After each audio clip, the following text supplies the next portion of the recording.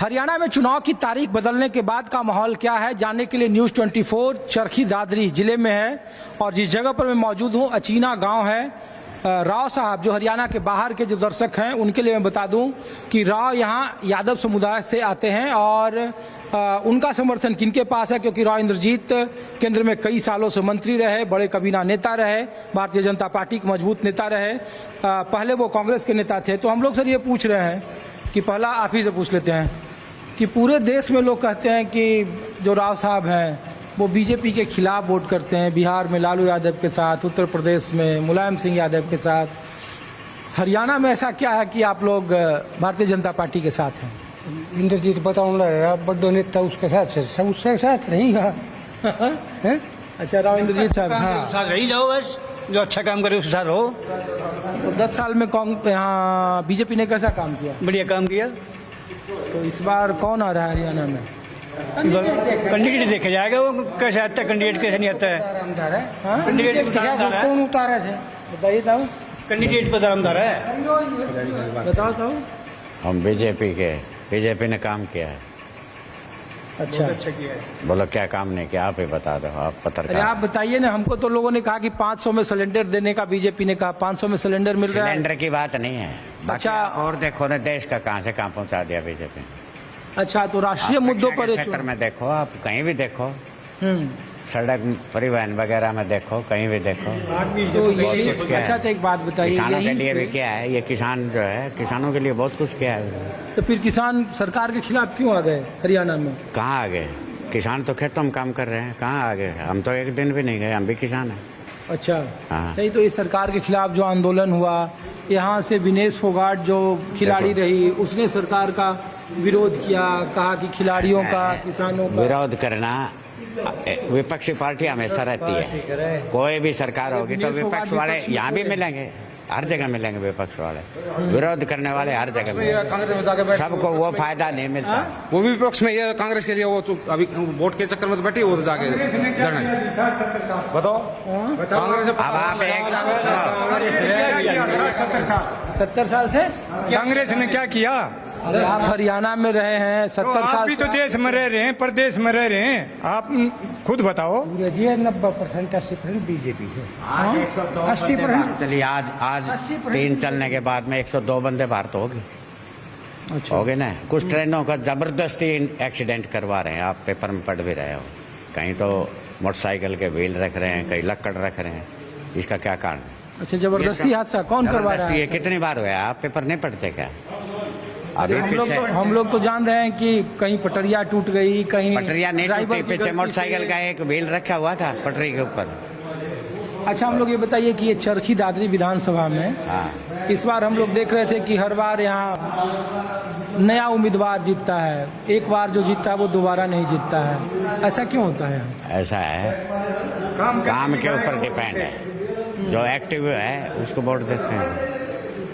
अब ये था, इसको वोट दिया हमने सोमवीर सागवान को, अब ये पार्टी छोड़ के भाग गया, तो उस पर क्या विश्वास करेंगे हम? अब उसको वोट दिया था हमने निर्दलीय होते हुए, क्योंकि ये अच्छा दलीय आदमी बहुत था, जीतता है। ये अच्छा आदमी था, ये काम करने वाला आदमी था, लेकिन पार्टी छोड़ के चला गया। तो इस बार हरियाणा में किसकी बीजेपी की सरकार आ रही है? शायद बीजेपी। शायद, हाँ, तय नहीं है। पिछली पक्का बीजेपी। शायद में पिछली बार 40 सीट आई थी बीजेपी को, बगल में जेजेपी 1 सीट जीती थी, नैना चौटाला। इस बार जेजेपी का कुछ इधर वजूद है? जेजेपी का तो वजूद शायद खत्म हो गया, बिल्कुल जेजेपी खत्म हो खत्म हो गया। अरे तो जेजेपी तो आप ही दो के माँ साथ बेटे रही। और एक ये राजदीप फोगाट, 3 ही तो बचे। जेजेपी ने कौन सा साथ दे रखा है? छोटा का वो अभी तो अरे शुरू में सरकार तो बन में 3 है, अभी तो नहीं है ना। अभी तो अब जेजेपी तो खत्म हो चुकी है, हरियाणा में खत्म हो चुकी है, जेजेपी का कोई रोल नहीं है। जेजेपी का कोई रोल ही नहीं है। इस बार कितनी सीट बीजेपी को आ रही है? आप लोग मतलब ऐसे ही हम लोग पूछ रहे हैं कि घूम के आप लोग का क्या, जो बीजेपी के समर्थक लोग हैं। देखो हमारी इधर तो टोटल जो है शायद अरे तो इस गांव से थोड़े विधायक बना 42 के आसपास आएंगे, कितना? बहुमत 42-43। अरे पिछले बार ही 40 ही, तो इस बार और बढ़ेगा थोड़े? कुछ पता नहीं नहीं चलता। तो कैसे हो नहीं सकता, बढ़ेगा नहीं घटेगा, बोले घटेगा, ये कौन सा आप कैसे कॉन्फिडेंस बोले कि बढ़ेगा, बढ़ भी सकता है। अरे लोग कह रहे हैं कि जब बढ़ना होता है तो मुख्यमंत्री को क्यों हटा दिया? किसको? मुख्यमंत्री को तो हटाए तो कारण है ना, ये थोड़ी ना उसको तो उसको विधायक के लिए वो करना था, MP के इलेक्शन लड़वाने थे उसने, ऐसे थोड़ी ना उसको। वो खराब परफॉर्मेंस की वजह से नहीं बिल्कुल नहीं है, नहीं बिल्कुल खराब, कौन बोला? नहीं बिल्कुल नहीं। आप कहीं घूम लो, एक भी कैंडिडेट ऐसा बता दो जो नौकरी लगा है कांग्रेस के टाइम पर, वो बगैर खर्चे पर्चे के लगा है, एक भी बता दो। अगर एक बता दोगे हम कांग्रेस से हो जाएंगे। अरे हम कांग्रेस के समर्थक थोड़े हैं, हम तो आपके गांव में इसलिए आए कि लोग जानना चाहते हैं कि राव साहब आखिर भारतीय जनता पार्टी के साथ क्यों हैं? क्या राव इंद्रजीत सिंह की वजह से? क्योंकि जब वो कांग्रेस में थे तो आप लोग कांग्रेस को वोट करते थे। मैं गलत बोल रहा हूँ? समझे नहीं, हम कांग्रेस को वोट हमने कभी नहीं किया, कभी नहीं। ऐसा कुछ नहीं। चाहे निर्दलीय को कभी जो काम करेगा, जो काम आप जगजीत था, जगदीप वो कांग्रेसी था तो उसको भी हमने दिया था, वो काम करने वाला था। सोमवीर सागवान को भी दिया है हमने। सोमवीर सागवान हमारे लिए, सुनो, सोमवीर सागवान हमारे गांव के लिए बहुत बढ़िया रहा, बहुत ही बढ़िया। अच्छा, लेकिन अभी पार्टी छोड़ दिया उसने, तो हमारे को भी तकलीफ है इसकी। ठीक है। आप भी कुछ बोलेंगे? हाँ बोल लेंगे। हाँ बताइए। मैं साहब बीजेपी ने काम करा है, करती रहेगी। अगर कांग्रेस आ जाएगी देश में गदर हो जाएगा। कदर हो जाएगा। हाँ, इसने जो है हमास के बारे में राहुल गांधी बोल रहा है, बांग्लादेश के बारे में तो नहीं बोल रहा है। अरे चुनाव तो हरियाणा का लोकल इशू पर हो रहा है, हमास और बांग्लादेश पर थोड़े वोट क्यों दे नहीं, रहे ये हैं। तो पूरे देश का मिसाल है। अगर ये 30 सुनो, 1 करोड़ आए थे, ये 1 करोड़ से 30 करोड़ हो गए। ये बंटवारा नहीं करवाएंगे तो कांग्रेस और क्या करवाएंगे? हिंदू मुस्लिम का ये तो हरियाणा का मुद्दा है। कल ये बोल रहा है वो उसका बीजेपी में कितना आदमी हाँ बताओ। कांग्रेस ने रहते रहते राज में गर्दन कटवा दी सैनिक की, और क्या किया उन्होंने? अरे कांग्रेस ने सेना कांग्रेस का है। और क्या क्या किया? कुछ किया? और बीजेपी के, अरे हरियाणा का कुछ बताओगे आपकी बीजेपी ने ये किया, ये किया? तीन काम बीजेपी ने बताओ। पूरा देश को, अरे हरियाणा के लिए बीजेपी ने उजागर 3 कर- काम बताओ। हरियाणा के लिए क्या किया कांग्रेस ने?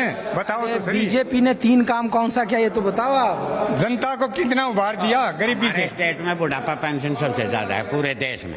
अच्छा। अभी 2-2 हजार रुपए सैनी ने अभी दिए हैं। 1 एकड़ के 2 हजार, अगर 10 एकड़ है तो 20 हजार, 5 एकड़ है 10 हजार पैसे आ गए?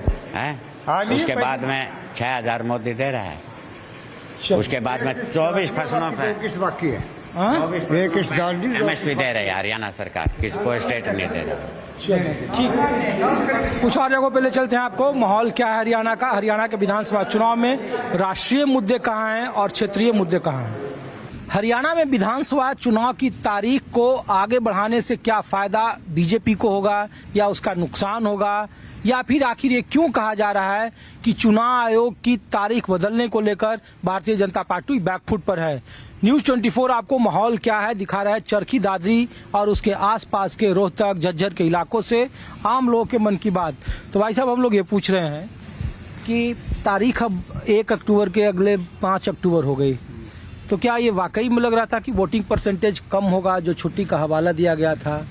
आप लोग कैसे इसको देख रहे हैं, चुनाव आयोग के फैसले को और चुनाव में मतदान के प्रतिशत को? देखो, छुट्टी वही तो रहता है कि वीकेंड में मतलब छुट्टी होती है तो लोग ये सोचते हैं कहीं बाहर घूमने के लिए या कहीं जाते हैं तो फर्क तो पड़ता है, लेकिन उसमें ज़्यादा फर्क नहीं है। जैसे 1 तारीख का चुनाव था तो उसमें 5 तारीख किया, लेकिन नॉमिनेशन का जो डेट है वो जो की तो है, तो इसमें ज़्यादा कोई असर पड़ने वाली बात नहीं है। लेकिन लोगों का जो वोट देने का मन है पहले था वो आज भी उतना ही है, और लोग बढ़ चढ़ कर हिस्सा लेंगे, ऐसी कोई बात नहीं है। अच्छा, ये बिश्नोई समाज जिसको लेकर के कहा जा रहा था कि छुट्टी की वजह से ये डेट को आगे बढ़ाया गया, तो आप लोग के आसपास बिश्नोई समाज हैं या वो लोग बीजेपी के परंपरागत वोटर हैं, क्या ऐसा है? यहाँ बिश्नोई समाज नहीं है, नहीं है। नजदीक भी नहीं है यहाँ। अच्छा, तो इस इलाके में आसपास जातीय बुनावट क्या है? जाति जाट ज्यादा है। जाट, तो जाट में भी तो लोग कहते हैं कि गोत्र में बटे हुए होते हैं कि वो कोई सांगवान है। नहीं नहीं नहीं, सारे एक हैं। हाँ? सारे एक हैं जाट।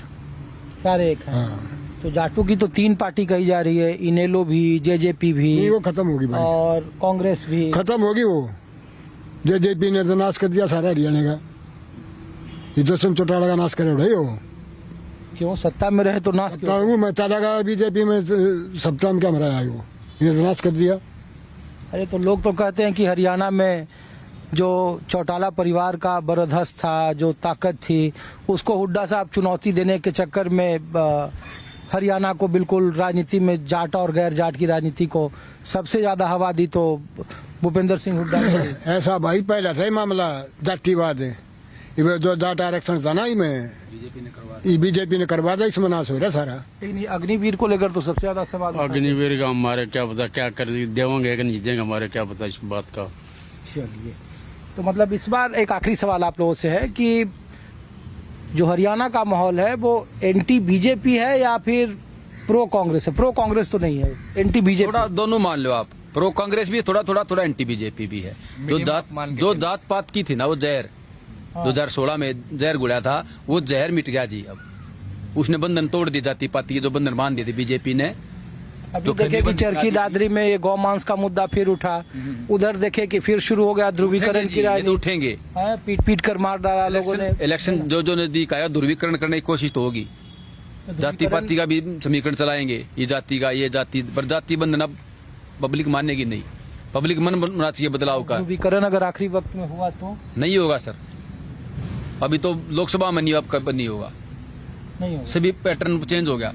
सरकार की एंटी इनकम्पेंसी मानो आप इसमें थोड़ी बहुत। शुक्रिया। ठीक, हाँ बताइए। बच्चों की पढ़ाई, युवाओं को काम और बुजुर्गों को मुद्दा, ऐसे हमारे भूपेंद्र हुड्डा। इस बार हुड्डा के समर्थकों का मनोबल बहुत ज्यादा है। बहुत ज्यादा, बहुत ज्यादा। चलिए, तो लोग पूछ रहे हैं कि अच्छा बाढ़ आएगी बाढ़। तो पूछ रहे हैं कि भूपेंद्र सिंह हुड्डा बने कि दीपेंद्र हुड्डा को बना देंगे मुख्यमंत्री? दीपेंद्र हुड्डा को बनाएंगे। पहले ही तय कर चुके हैं।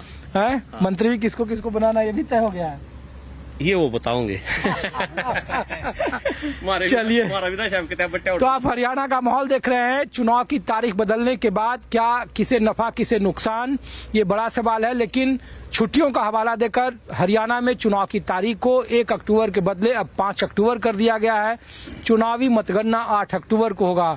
8 अक्टूबर को तय होगा कि हरियाणा का विधानसभा चुनाव क्या राष्ट्रीय मुद्दों पर लड़ा गया, क्षेत्रीय मुद्दों पर लड़ा गया, या हरियाणा का विधानसभा चुनाव पंचायती लेवल के मुद्दों पर लड़ा जा रहा है। क्योंकि यहाँ इस बार पार्टियों से कहीं ज्यादा लोगों के लिए उम्मीदवार महत्वपूर्ण है, और जहां उनके मनमाफिक उम्मीदवार नहीं मिलेंगे वहां निर्दलीयों पर भी यहां के लोग दांव लगाने के लिए तैयार हैं। 8 अक्टूबर को सबका इंतजार है कि हरियाणा में इस बार किसकी सरकार। माहौल कुछ और जगहों से कुछ और तस्वीर लेकर सामने एक बार फिर आपके सामने उपस्थित होऊंगा। फिलहाल आप देखते रहिए News 24। नमस्कार।